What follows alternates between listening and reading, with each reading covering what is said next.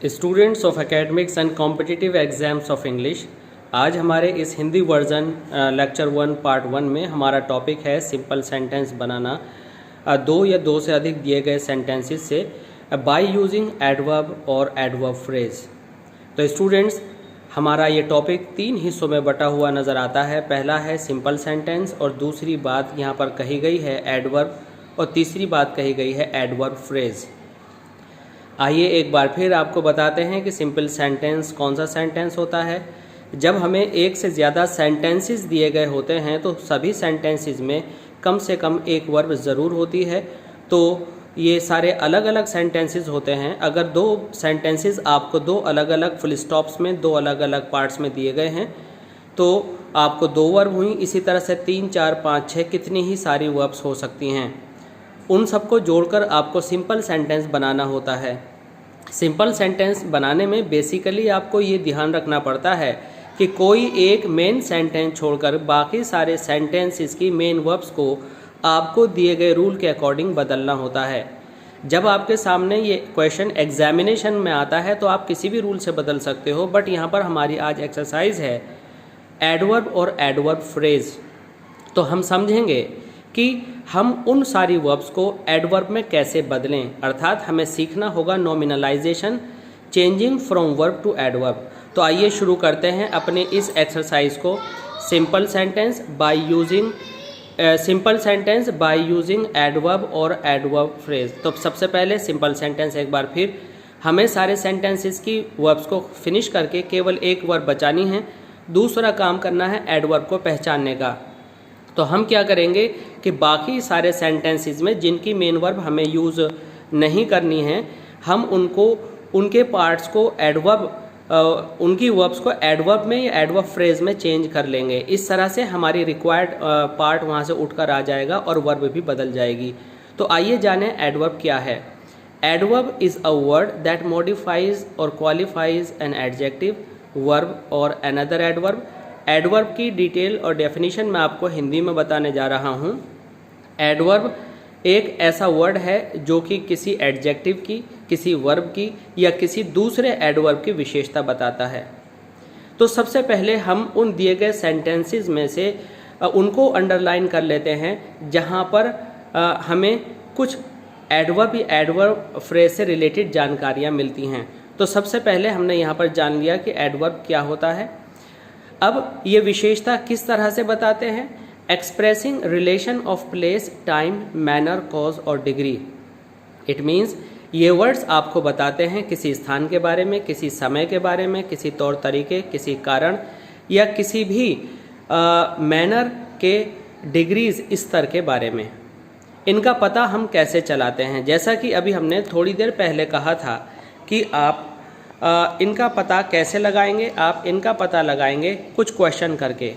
मान लीजिए आपको सिंपल सेंटेंस में इन सेंटेंसेस को कंबाइन करना है, तो एक सेंटेंस आपने वर्ब दिखाने के लिए रोक लिया और बाकी सेंटेंसेस में आप ये पता करेंगे व्हेन का आंसर कहाँ है, हाउ, वेयर एंड व्हाई।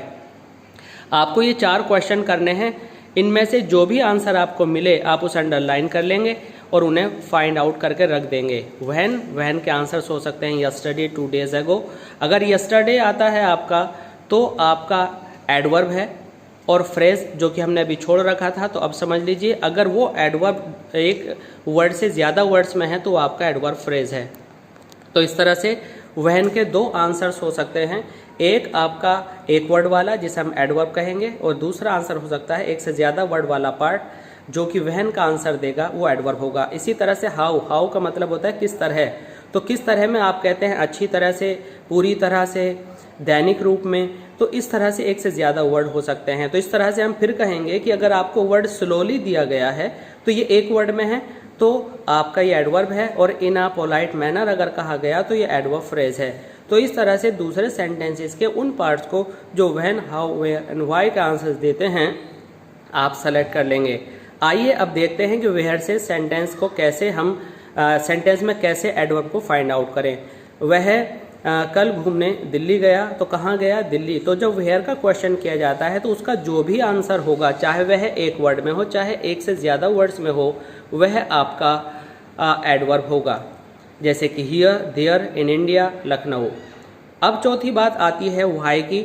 जब आप व्हाई लगाएं सेंटेंस में और पता चले कि इस कारण से, तो इस कारण से कि कई सारे फ्रेजेस आपके सामने दिए गए हैं जो कि एक वर्ड में नहीं है, because of, on account of, for want of, आप ये लिख सकते हैं।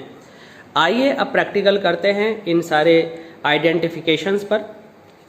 आपको एग्जाम्पल हमने दिया है, he studied hard, he did it a few days ago, the reason was his examinations और एग्जाम्स। आइए हम यहाँ पर कंबाइन करने जा रहे हैं इन तीन सेंटेंसेस को एक सिंपल सेंटेंस के रूप में।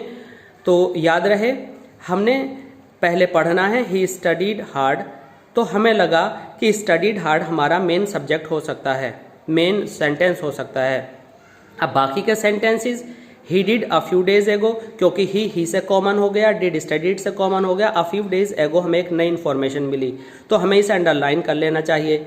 इसके बाद फिर हमने तीसरा सेंटेंस पढ़ा, the reason was his examination, तो यहाँ पर आ गया रीज़न, तो रीज़न क्या आ गया, एग्जामिनेशन। तो अब रीज़न को हम बदल लेंगे अपने बिकॉज ऑफ या किसी भी तरह से जो हमने ऊपर इंडिकेशन दी हुई हैं। आइए अब जोड़ते हैं इन तीनों पार्ट्स को। तो हमारी पहली वर्ब एक बार फिर रिकॉल करा दें आपको, स्टडीड है, दूसरी डिड है, तीसरी वॉज है।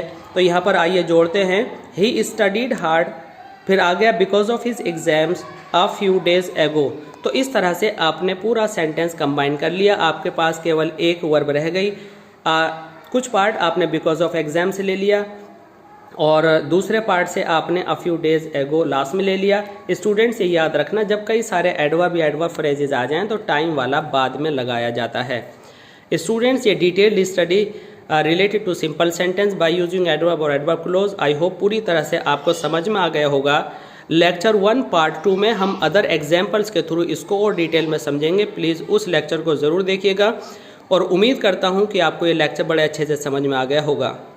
अगर आपको इससे रिलेटेड कुछ क्वेश्चंस हैं, जानकारियां हैं, तो प्लीज़ आप कमेंट बॉक्स में इससे रिलेटेड क्वेश्चंस कर सकते हैं, जिनके सेटिस्फैक्ट्री आंसर्स आपको देने की पूरी कोशिश की जाएगी। आप इसे लाइक कीजिए, शेयर कीजिए और जो भी इम्प्रूवमेंट्स आपको लगता है किए जा सकते हैं प्लीज़ कमेंट बॉक्स में बताइए।